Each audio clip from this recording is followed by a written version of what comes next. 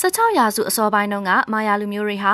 သူတို့ရဲ့အစာရေစာအတွက်တောထဲမှာအမဲလိုက်ခြင်းဖြင့်အသက်မွေးဝမ်းကြောင်းပြုခဲ့ရပါတယ်။ Flintskine ကသူတို့လူမျိုးစုရဲ့ခေါင်းဆောင်ဖြစ်ပြီးတော့ဂျက်ကွာပေါ်လို့ခေါ်တဲ့သူရဲ့သားကတော့ရလာတဲ့သားကောင်တွေကိုမျိုးနွယ်စုဝင်တွေစီအချိုးကျခွဲဝေပေးရတာပါ။သူတို့သားဖကိုတခြားလူတွေကလေးစားကြရပါတယ်။ဒါပေမဲ့မျိုးနွယ်စုဝင်တူကိုဂျက်ကွာပေါ်ကစားနောက်ချင်တဲ့အတွက်ဒရိတ်ဆန်တကောင်ရဲ့လေရင်ကားကိုစားရင်မျိုးအောင်တယ်လို့ဆိုကသူ့ကိုအစိမ့်တိုင်းစားစေခဲ့ပါတယ်။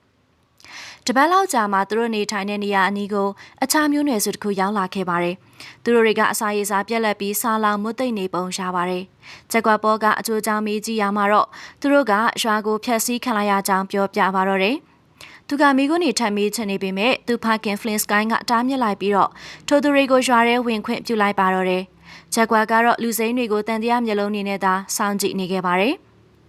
ရွာရရောက်တဲ့အခါမှာသူဖခင်ကဂျက်ကွာကိုအယမ်းစိတ်မပူဖို့ပြောတော့ဂျက်ကွာကသူတို့ရွာတစ်ခုခုဖြစ်သွားမှဆိုလို့မျက်ခြေမပြတ်စောင့်ကြည့်တင်ကြောင်းပြောလိုက်ပါတယ်။နောက်တစ်ရက်မှာသူတို့ကိုဘလို့စီစဉ်လဲဆိုတာဆုံးဖြတ်ကြမှာဖြစ်ပြီးအခုတော့စိတ်မပူဖို့ပြောကသူသားကိုနှစ်သိမ့်နေခဲ့ပါတယ်။အသေးရောက်လာတဲ့မျိုးနွယ်စုတွေလည်းရွာထဲမှာပျော်ရွှင်စွာနဲ့အရှောက်ကြည့်နေကြတယ်။ဘလန်တစ်ရဲ့ရောက်ခမကသူသမီးပိုင်းမကြီးလို့ဆိုကဘလန်တစ်ကိုစူပူနေခဲ့ပြီးတော့ဒါကိုကြည့်နေကြတဲ့လူတိုင်းကဟာသားတစ်ခုလိုရှီမောနေခဲ့ကြပါတော့တယ်။ဂျက်ကွာကတော့သူ့ရဲ့မိန်းမ7စီကိုပြန်သွားခဲ့ပြီး7ကတော့ကိုဝင်ဆောင်နေခဲ့တာပ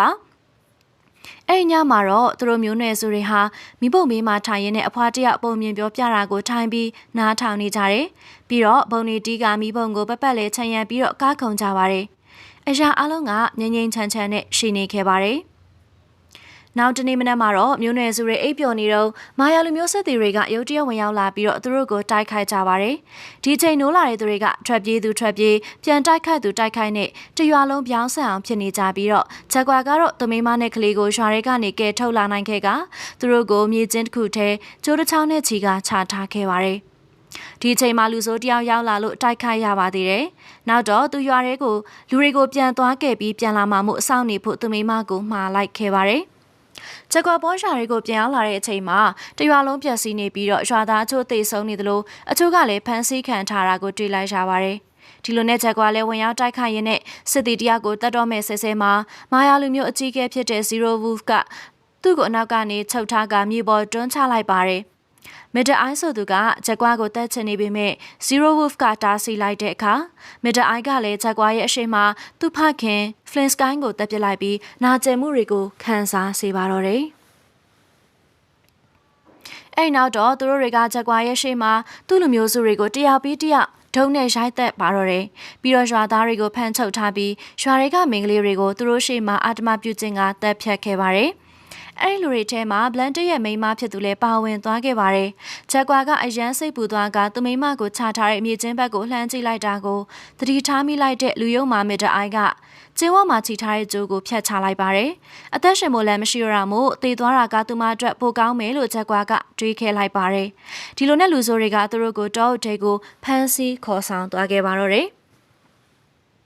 လန်ခီမှာသူတို့ကိုဆောင်ဆိုင်နေရတဲ့အခြားအကျဉ်းသားအုပ်စုကိုတွေ့လိုက်ရပြီးထိုသူတွေကအရင်နေ့တုန်းကရွာဖက်ကိုလာဖူးတဲ့သူတွေဖြစ်ကြောင်းဂျက်ကွာတယောက်မှတ်မိသွားခဲ့ပါတော့တယ်။ဒီကီလန်တလျှောက်ကအဖမ်းခံရတဲ့သူတွေအတွက်အရန်ကိုကြမ်းတမ်းခဲ့ပါတယ်။လက်တွေကိုတုံနှောင်ခံထားရတဲ့အပြင်ဒဏ်ရာရတဲ့သူတွေလည်းအများကြီးရှိနေပြီးတော့အန်နီရရှိတဲ့ခရီးချမ်းကိုမယမနာဖျက်ဆီးခဲ့ရတာဖြစ်ပါတယ်။ဒီလိုသွားနေတော့အကျဉ်းသားတယောက်ကခြေချော်ပြီးတောင်ပေါ်ကနေပြုတ်ကျလူဆဲဆဲမှာမစ်တာအိုင်းကရက်ဆက်စွာနေပဲထိုကျဉ်းသားကိုတွန်းချခဲ့လိုက်ပါတော့တယ်။တစ်ဖက်မှာတော့မြေကျင်းနဲ့ချခံထားရတဲ့ဂျက်ကွာရဲ့မိန်းမကသူ့သားလေးနဲ့အတူဂျက်ကွာပြန်လာကိုအဲ့ကျင်းထဲမှာပဲစောင်းဆိုင်နေခဲ့ပါတယ်။လူဆိုးတွေနေရာကိုရောက်တော့တစ်ပင်ကြီးတစ်ပင်ကဂျက်ကွာတို့ပေါ်ကိုလဲကျလာတာကြောင့်သူလည်းအသေးအတန်ရှောင်တိန်လိုက်ရပါတယ်။လွေမြင့်တစ်ခုကိုသူတို့ဖြတ်လာတဲ့အခါမှာတော့သေဆုံးနေပြီဖြစ်တဲ့မိခင်ကြီးရဲ့အလောင်းဘေးနားမှာထိုင်နေတဲ့ကောင်မလေးတယောက်ကိုတွေ့ခဲ့ရပါတယ်။အဲ့ဒီကလေးမလေးကသူတို့နားကိုကက်လာတော့မစ်တာအိုင်းကသူမကိုမညာမတာတွန်းထုတ်လိုက်ပါတယ်။ဒီအချိန်မှာကောင်မလေးကရှီမောလိုက်ပြီး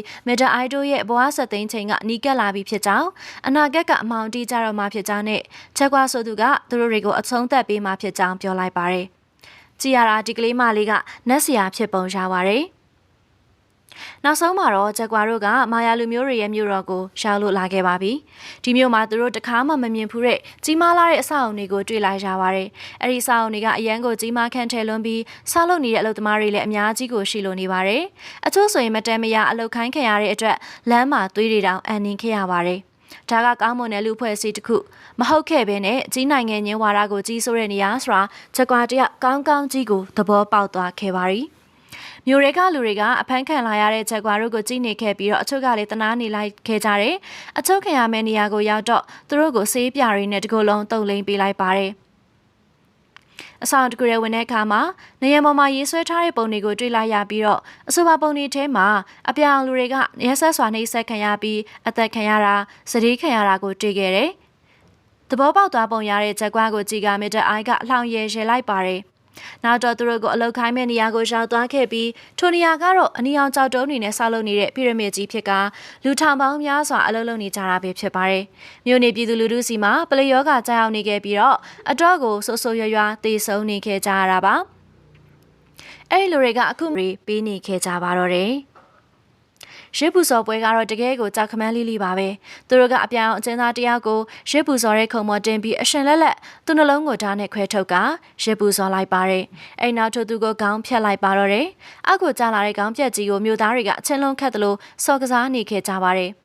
ဒီမြင်ကွင်းကိုမြင်လာရတဲ့ဂျက်ကွာနဲ့ဘလန်တစ်တို့ကကြောက်ရွံ့နေခဲ့ကြပြီးဘာမှလည်းမလုပ်နိုင်ခဲ့ကြပါဘူးဒီလိုနဲ့တယောက်ပြီးတယောက်တက်လာလိုက်တာနောက်ဆုံးမှာဂျက်ကွာအလေးကိုရောက်လာခဲ့ပါပြီသူအနေနဲ့ဒီလိုအရှုံးမပေးလိုက်ချင်သေးပါဘူး။ဘာမှလည်းမတက်နိုင်တော့တဲ့အတွက်ထိုခုံပေါ်မှာပလက်လှန်နေရတဲ့အချိန်သူ့ရင်ဘက်ကိုဓာတ်နဲ့မထိုးခင်မှာပဲရုတ်တရက်နေချက်တာဖြစ်ပွားခဲ့ပြီးမာယာလူမျိုးတွေကလည်းရုတ်ရုတ်တဲတဲဖြစ်သွားခဲ့ရပါတယ်။တကယ်တော့မာယာလူမျိုးတွေကနေချက်တာကိုအရန်ကြောက်ကြပါတယ်။နေချက်တာကသူတို့စီကိုကန်ဆိုးမှုတစ်ခုခုရောက်လာမဲ့အရေးကြောင့်လို့သတ်မှတ်ထားကြတာပါ။ဒါပေမဲ့ခုချိန်မှာတော့မိုးနဲ့မင်းကမာယာလူမျိုးတွေရဲ့ရစ်ပူစော်မှုကိုသဘောကျလက်ခံတာမို့အခုလိုနေချက်တာလို့သူတို့ကယူဆလိုက်ကြပါတယ်။ဒီလိုနေချက်တာကလောလောဆယ်ချက်ကွာကိုအသက်ဘေးကနေကဲတင်ပေးခဲ့ပေမဲ့ပိုဆိုးတဲ့ဆင်းရဲဒုက္ခတွေကိုထပ်ခံရမှာဖြစ်ပါတယ်။ဒီလိုအသက်မခံရဘဲကြံနေတဲ့အကျဉ်းသားတွေကမြို့ရဲ့တစ်ဖက်ချမ်းမှာရှိနေတဲ့ကွင်းပြင်ထဲကိုခေါ်သွားခံရပြီးတော့အသက်ရှင်ဖို့အတွက်အဲ့ဒီကွင်းပြင်ထဲကိုဖျက်ပြေးရမှာဖြစ်ပါတယ်။ဒီလိုပြေးနေတဲ့အချိန်မာယာစစ်တီတွေကသူတို့ကိုမြားတွေလှန်နေနဲ့ပြစ်ပြီးသေအောင်တတ်နေတာပါ။ချက်ကွာအလေးကိုရောက်တော့အများတစင်းကသူ့ရဲ့ဝမ်ပိုင်နေရာကိုလာဆိုင်တဲ့အခါသူလည်းမြေပေါ်လဲချပြီးသေချင်အောင်ဆောင်နေခဲ့ရပါတယ်။အနီးကလာတဲ့လူဆိုတယောက်ကိုတိုက်ခိုက်ပြီးတော့ချက်ကွာလဲတရားရီနဲ့အတူတော်ရဲကိုပြေးဝင်သွားတဲ့အခါမှာ Zero Wolf ကသူ့လူတွေကိုချက်ကွာနောက်ကိုလိုက်ခိုင်းပါတော့တယ်။ချက်ကွာကဒီတိုင်းပြေးရင်မလွတ်နိုင်မှန်းသိတာကြောင့်နွယ်ပင်နေနဲ့ရှုပ်ရှက်ခက်နေတဲ့တစ်ပင်မော်တက်ကပုံနေခဲ့ရပါတယ်။သူတရားကစီးကြတဲ့သွေးကအောက်မှာမာယာစစ်တီတွေဖြတ်သွားတော့စစ်တီတရားရဲ့ကိုယ်ပေါ်ကိုကျသွားခဲ့ပါတယ်။ဒီလိုနဲ့တတိထားမိသွားပြီးစစ်တီတွေကအပင်မော်တက်ရှာလိုက်ခဲ့ပါတယ်။တစ်ပင်မော်မှာကျတဲ့နဲ့တကောင်ကသူ့ကိုရံမှုနေခဲ့တဲ့အတွက်ထွက်ပြေးရတဲ့အခါမှာမာယာစစ်တီတွေကကျတဲ့နဲ့ကိုမမြင်ပဲချက်ကွာနောက်ကိုလိုက်ခဲ့တဲ့အတွက်ကျတဲ့ခိုက်တာကိုခံခဲ့ရပါတယ်။တစ်ဖက်မှာ7ကသူသားလေးနဲ့အတူဂျက်ကွာပြန်လာတာကိုစောင့်နေတော့မယ်ဖြစ်ပါတယ်သူတို့ကတစ်ပင်မော်ကအပြန်အမှတ်သားကိုလူဆိုးတွေကမြင်ပြီးတော့တခြားလူတွေကိုပြလိုက်ပေမဲ့မွေကြိုက်တာခံလိုက်ရပါတယ်မာယာစစ်တီတွေလည်းသူတို့ကိုအစိတ်လူများနဲ့ပြစ်လိုက်ပေမဲ့မထိခဲ့ပါဘူးနောက်ဆုံးမှာတော့ဂျက်ကွာလည်းရေးစည်းတန်တဲ့ချောင်းကိုဖျက်ကူခဲ့ရပါတော့တယ်နောက်ဆုံးရွေးချယ်စရာမရှိတော့တာနဲ့ချက်ကွာလဲရေစီးတန်တဲ့ရေတကွန်တွေကိုခုန်ချသွားတဲ့အခါမာယာလူမျိုးစစ်တီတွေကချက်ကွာတေးပြီးလို့ယူဆပြီးပြန်သွားကြတော့မဲ့အချိန်ကမ်းမော်ကိုပြန်တက်လာတဲ့ချက်ကွာကဒါကသူ့နယ်မြေဖြစ်တာမို့အားလုံးထက်ပိုတီကြောင်းစိန်ခေါ်ပြီးအော်ပြောနေခဲ့ပါတယ်ရဲရဲနဲ့ Zero Wolf လဲချက်ချင်းလိုက်ပြီးခုန်ချသွားပြီးတော့ချက်ကွာနောက်ကိုလိုက်တဲ့အခါမှာသူကနွိုင်းတဲကိုကျသွားခဲ့ပြီးတဲ့နောက်ကန်ကောင်းစွာနဲ့ပဲနွယ်ပင်တစ်ခုကိုကုတ်တွေကအပေါ်ကိုပြန်တက်လာနိုင်ခဲ့ပါတယ်အဲ့နောက်ဂျက်ကွာကဖယက်နဲ့ထုတ်ထားတဲ့ပြောင်းအောင်ကြီးကိုလူဆိုးရီရှိယာကိုပြစ်လိုက်ပြီးတော့ထပ်မံထွက်ပြေးရပြန်ပါတယ်။ထွက်ပြေးနေတဲ့အချိန်မှာပဲအစိပ်ပြင်းတဲ့အာဖရိကဖားစီကအစိပ်တွေထုတ်ကဒုတ်ချုံမှာတုပ်လိမ့်ပြီးတော့ရန်သူတွေစီပြစ်ကလူဆိုးတွေကိုတပ်ဖြတ်လိုက်ပါတော့တယ်။